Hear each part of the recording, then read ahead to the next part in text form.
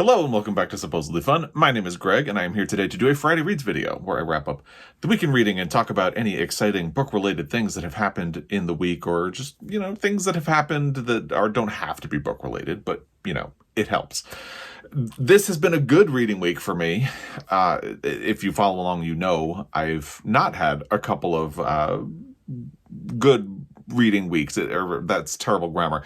I've had a bad couple of reading weeks, just because, I haven't really been feeling like reading, but I feel like I'm starting to get back on track, and that has been good. And yes, part of that does have to do with Teddy, the family member we introduced in the last Friday Reads video, because a big part of why I was struggling so much was grief over losing our dog Jamie back in August. And although finding Teddy was a total surprise, we were not expecting it. Check out the last Friday Reads video. It will be linked down below if you want a full explanation of how it happened. It has definitely helped get things back on track. It has helped my heart heal a little bit. He does remind me a lot of Guinness and Jameson, the two Welsh Terriers that we had and lost over the last 2 years. And he also has a lot of aspects of his personality that are definitely his own. So that it's been comforting to be able to see the sides of him that are familiar and get to know the parts of him that are all him. He is asleep on the floor behind me right now. You may be able to hear snoring. So this would be the second Friday Reads in a row with Teddy snores, if you can hear them. He is in love with fetch. It's his favorite thing. And this week has been a bit of an adjustment because Joel has been traveling this week. He was home last week, but he had to travel for work this week. So this has been the first week that Teddy and I have been alone in the house. And work and the concept of a work day is still new to him. So there have been a couple of little struggles there. He also had to get left in the house on his own for the first time twice because I had appointments in town and obviously couldn't take him with me. He did really well with both of those. I did almost or accidentally kind of traumatize him Tuesday night, and I felt really bad about it because we were playing fetch. Again, it's his favorite thing.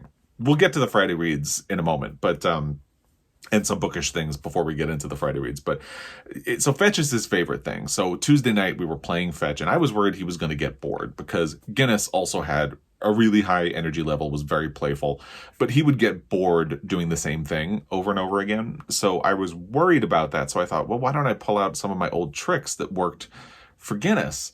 So one thing that I used to do for Guinness is I would throw the ball and then I would hide, and then he would have to find me, and it would help tire him out and get his brain going. And he just really enjoyed that. So, I mean, I didn't hide like hardcore because this was the first time we were doing it. All I did is like throw the ball and then move 5 feet away around a corner. And it only took about a minute for Teddy to find me, but he definitely was a little bit panicked. So I felt like a total monster. I think he's forgiven me now though. But so we played fetch a little bit ago, and then I had to do a work call and do a couple of emails. And while I was doing that, he fell asleep. So you may be hearing him snore, hopefully, because I know a lot of people enjoyed hearing him snore in the last video. But yeah, he's doing really well. That's your update on Teddy and how he's doing. He has been getting comfortable, which is good and bad, because he also, he loves belly rubs. But today was the first day he kind of openly like rolled onto his back to be like, rub my belly. And that was cute. And it's good to see him getting that comfortable. He's also showing that stubbornness, because terriers in general and Welsh Terriers in specific have a big reputation for being stubborn. So the first week we had him, he had a really good recall. Like if you said, come here, he would come here immediately. And this week, he's tested that a little bit, and that's been interesting. Like yesterday, we took him for a walk, or I took him for a walk because Joel isn't here, and he saw a squirrel run into a tree, and he would not leave the foot of that tree for 10 minutes. So it was lucky that I had left myself a little bit of extra time before I had to start my work day. Anyway, that is your Teddy update. He's doing really well. It'll be nice to have Joel back because he definitely is feeling the loss of Joel this week. So Joel will be getting home the day that this video posts on Saturday. So it'll be good to have him back for me and for Teddy, just to, complete the dynamic again. And hopefully Teddy will be even more comfortable with him back.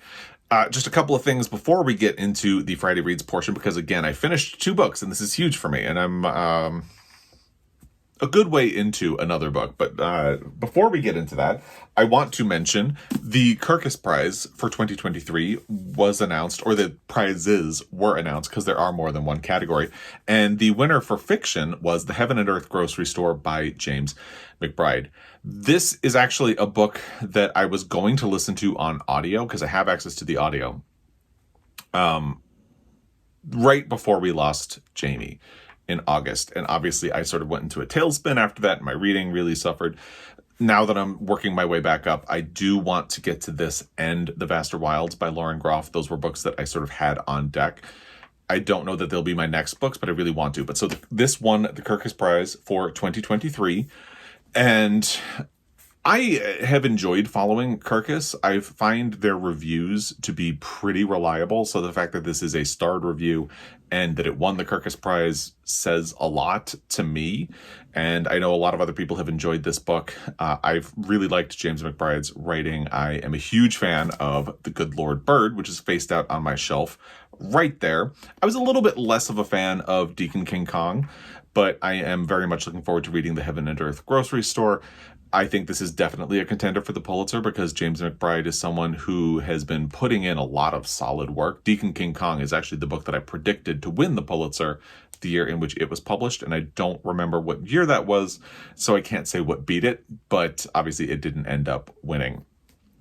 But I think there are very promising things ahead for The Heaven and Earth Grocery Store by James McBride. I would like to read it. I will have a link to the article where they announced or talk about the winners of the Kirkus Prize.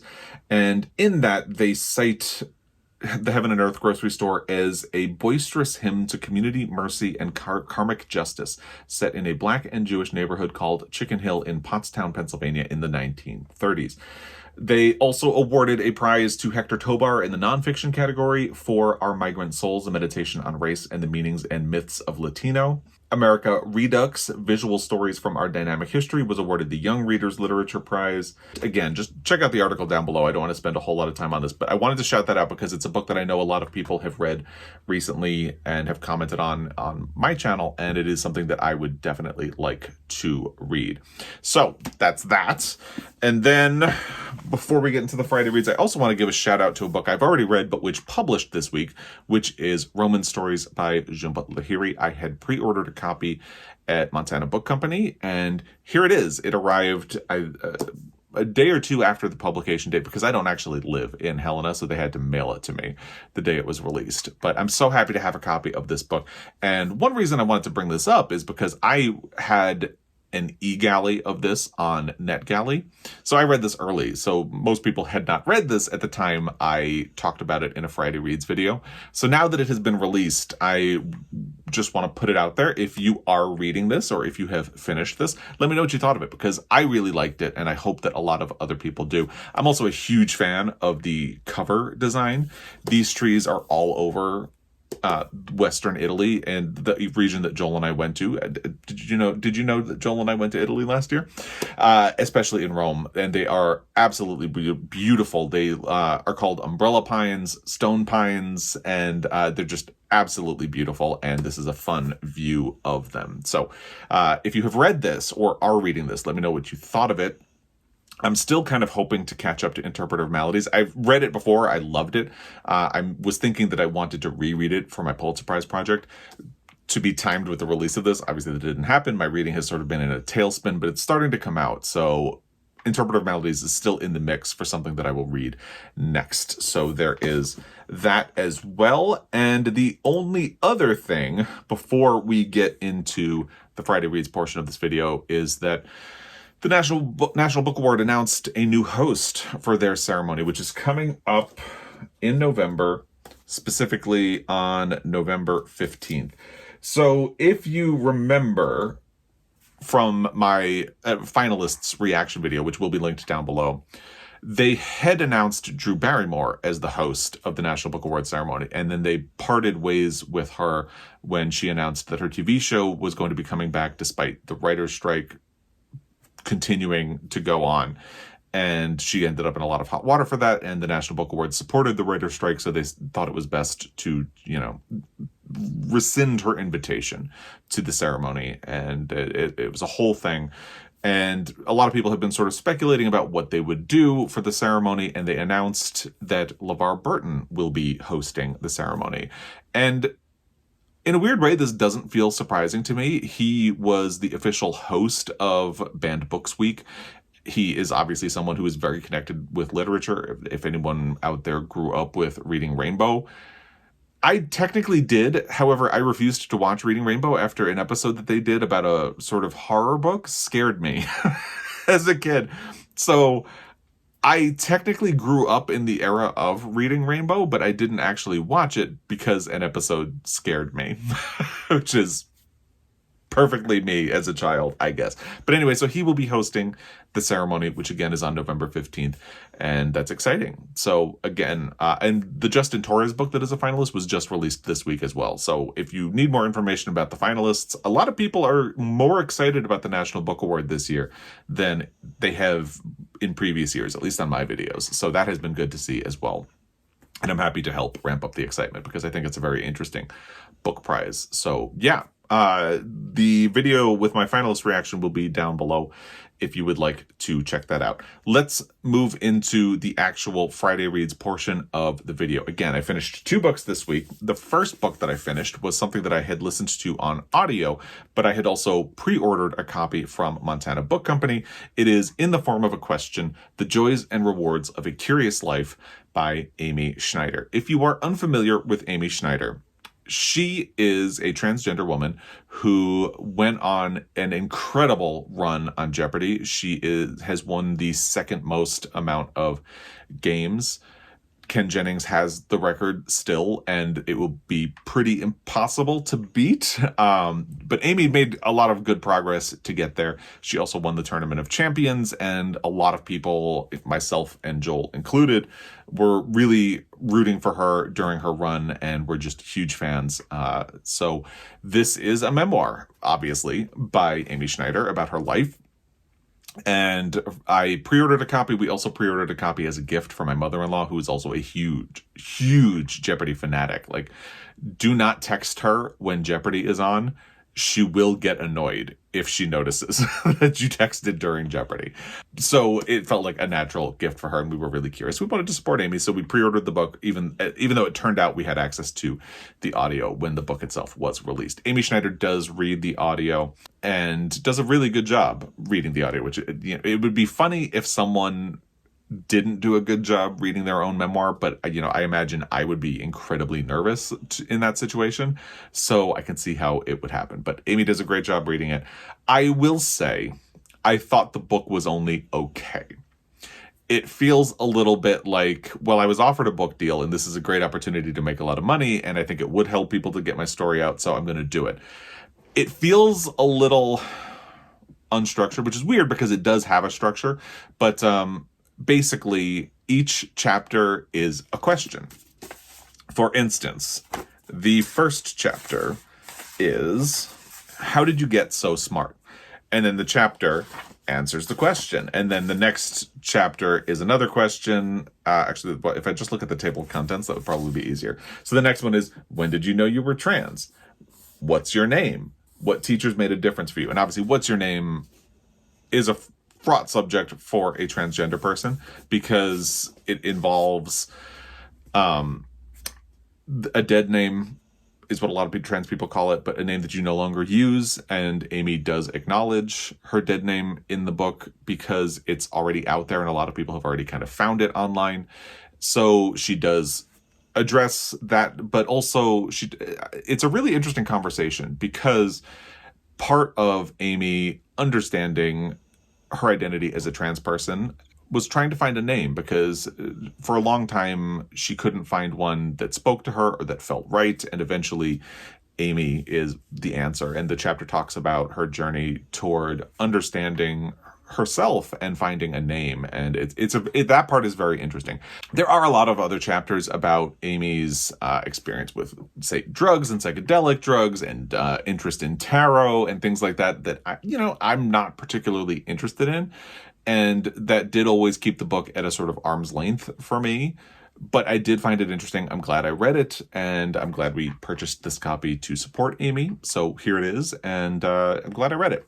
So there you go. That is in the form of a question, The Joys and Rewards of a Curious Life by Amy Schneider. The next book that I finished, and I don't remember if I had started this in my last Friday Reads or not. I don't think I had. So I actually started and finished a book in a week. Don't quote me on that, because again, I don't remember if I had. I know I had started in the form of a question when I did my last Friday Reads. I don't think I had started Are You Somebody? The Accidental Memoir of a Dublin Woman by Nuala O'Foylan. This is something that I decided to read because Joel and I booked tickets to go to Ireland and Scotland next year, and most of our time is going to be in Ireland. So I'm trying to find a lot of Irish authors. I'm trying to learn a lot more Irish and Scottish history. And Nuala O'Foylan was an author I immediately gravitated to because I had heard of her for a fiction book that she published in the early 2000s when I was working at Borders, which I never read. But when I saw that she had written a memoir about growing up in Ireland and a little bit about her journey as a sort of feminist, and about all of the different changes that she saw in the country, I was immediately intrigued. And I'm really glad that I read it. It does, I would say, in a way that's almost a little similar to Amy Schneider.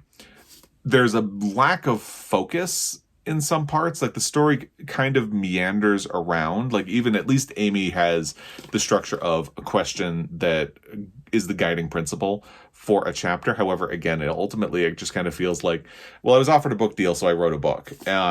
This feels like kind of what it is. She wrote this by accident. That's why it's an accidental memoir. She started writing something else and then got the idea of like, why don't I tell the story of my life? So she did, and expanded what she had originally been writing out to tell the story of her life. And she's grappling with a lot of different things. And so the story does kind of, like, in the way that when someone is telling you a story, sometimes they will go head off in this direction, then they'll come back and then loop around. And it has that a little bit. And I will say, as open and honest as this book is, sometimes she doesn't say things explicitly or dive into things that I was a little more curious about. For instance, toward the end of the book, it seems she's clearly having a lesbian relationship with a woman for several years, but she doesn't identify it as a lesbian relationship. She doesn't say what it means for her after a lifetime of mostly relationships with men to be having this relationship, or anything like that. And I was so curious, and it doesn't go into that at all. However, this is an example of what I really love in memoir when you find a good one, which is, I don't like a memoir that feels like the person who wrote it has just put a thick veneer of spin on it because they don't want you to dislike them. They don't want you to think that they have done bad things in their life. So everything feels like it has been carefully managed and packaged to you so they will seem like a sympathetic person. Nuala O'Foylan doesn't really care if you like her or not. She's using the memoir to explore herself and to explore her relationship with feminism, her relationship with Ireland. She pretty openly admits to making mistakes and doing bad things. Like, she talks about relationships she had with married men. And she talks about an instance where she engaged in a debate with someone as a public figure. She worked in television a lot, and she ended up working for the Irish Times as a journalist, which is sort of what led to the memoir. But she engaged in a debate with someone, and she says, well, I do feel bad about the argument that I made. It feels insensitive. So she is very willing to admit that she's made mistakes, very willing to appear as a fallible person who, again, makes mistakes, occasionally does wrong things, and harms relationships, and really just wants to understand herself in a way. Sally Field's memoir is another great example of that. So I really appreciated that. And I found a lot of interesting things about perspective on Ireland, perspective on Irish history. It does spend a lot of time in the 1960s when she was just becoming an adult. And then she ends up in England when the Troubles hit. And that is actually interesting because for a long part of her life, she feels a sense of distance from Ireland. She doesn't feel, I don't think she would say she felt alienated from Ireland, but she doesn't feel attached to it in a way. It's something that she struggles with over her life and reckons with through the memoir. So she is in London during the time of the Troubles, and even though at one point she is sent to report in an area where there's just devastation and terrible things going on, she ends up going back to London and not really thinking about it. And that is one of the things that she's really grappling with. She's like, there was this terrible thing happening in my home country, and I was so wrapped up in my own life that I didn't pay attention to it. And it's just a very interesting perspective on a lot of different things. She talks about the role of women. She really grapples with her parents. Her mother was someone who didn't necessarily want to be a wife or mother. Like, she didn't want to be a housewife, but she fell in love with a man who expected her to do that. So she ended up married, and then the husband had a career that took him out of the home, and they got progressively unhappy. The mother ended up drinking. And of course that had lasting implications on Nuala O'Foylan throughout her life. And one thing I found very profound toward the end of the book is she really starts grappling again. She grapples with her relationship with the parents throughout the book, but in the end, there's something that I have really done over the last 10 years, which is that she has a dog and a cat, and she's thinking about how she never had kids of her own. And the closest she comes is this dog and this cat. And in caring for them, she starts to reflect on the way her parents treated her when she was growing up, and starts to think to herself, how could anyone treat their kid like that? You know, I have this dog who depends on me, and how could I let it down? How could I leave it or abandon it? And that is something that I have really struggled with over the last 10 years with both my parents, to a degree, because I think when you experience parenthood in forms, you can start to question what your parents did. I guess if they made mistakes, or if you hadn't really thought about things that they did. Like, I will say one thing. I used to joke in my 20s, like, well, my mother spanked me and I know how to behave, so I guess spanking works. And then my older sister had a baby, my niece. And when she was a baby, I just remember thinking, how could anyone ever spank their child? And it's something that I hadn't thought of until my sister had a baby. But it definitely, you start to rethink parenthood and what you think you know about it and what you think is acceptable when you experience it. So I had some very profound moments with this book. There were some moments where I wanted it to go a little bit deeper, but I really enjoyed the experience. This was a perfect way to launch my exploration into Irish history, identity, authors before our trip next year. So I'm looking forward to reading more, and I would definitely recommend this. This is a very good memoir, despite the fact that, again, I kind of wish it had gone a little bit deeper in some places. Once I finished Amy Schneider's book, I did do what I said I would do in my last Friday Reads video. I had access to the audio of To Kill a Mockingbird. I mentioned it in my last video because I didn't realize who reads the audio of To Kill a Mockingbird. This, by the way, is the copy of To Kill a Mockingbird that I have had since I was in high school in the late 90s. So this has been with me for a very long time. I also have a hardcover. I actually also have a signed edition of To Kill a Mockingbird that my sister got for me as a Christmas gift. It's one of my most treasured bookish things. I am wearing my To Kill a Mockingbird t-shirt for this. I'll probably wear it again when I film my Pulitzer Prize deep dive on To Kill a Mockingbird, which I'm hoping I will be able to film next week, because I'm about 100 pages into the book, so a little less than halfway through the audio. But yeah, Sissy Spacek reads the audio of the book. And I decided to allow myself to read the audio, one, because Sissy Spacek reading the audio of To Kill a Mockingbird sounded fantastic. And let me tell you something. It is definitely one of the best performances I have heard. It's so good. It's like the perfect match of voice and person to content.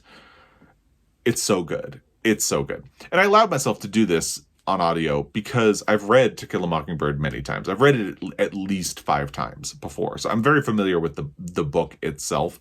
So I felt like I could allow myself to do this on audio. In many cases, I am going to try to read the physical book of the Pulitzer Prize winners. just so I can spend time with the text itself. And there are instances where I kind of think, well, I need to remember to dig out my book later and look at this part, and that hasn't really happened. But yeah, I'm familiar enough with the story that I think I can get away with this. And I may try audios for other books that I have read before in the Pulitzer series, so I can do deep dives. But yeah, I love To Kill a Mockingbird, as evidenced by the fact that I own a t-shirt where the design is inspired by the book. Actually, the same part of the book that is depicted on the cover here. So I'm really enjoying this experience, and I'm really thinking about it a lot to prepare for a Pulitzer Prize deep dive. And I feel like every time I reread To Kill a Mockingbird, depending where I am in life, I respond to a different part of it. And I think what I'm responding to now is a lot of the topics that have to deal with race, but that's also because of what's been going on in the world over the last few years. So it's been very interesting, and I look forward to getting further into the audio and finishing it and doing my deep dive on it. I have not decided what my next physical book is going to be. I think I have an idea, but I'm not going to commit myself to anything. I think I'm just going to see where I'm feeling tonight and make a decision then. So we'll see, but I will be finishing the audio of To Kill a Mockingbird, and then I'm going to decide what I will do next on audio as well. But that has been my reading week. That's my Friday reads. I'd love to hear what you've been up to, what you've been watching. Have you been watching the new season of Bake Off? So the third episode has aired today. I'm going to need to wait until tomorrow night to watch it with Joel, because I'm not watching it without him. But I am really liking this season so far. I'm definitely responding to the new host. And I've been enjoying the people on this season and the challenges and the results. So hopefully the rest of the season will continue like that. So let me know what you've been up to, watching, reading, anything in the comment section down below. And as always, I really appreciate your time. I will be back. Until next time, happy reading.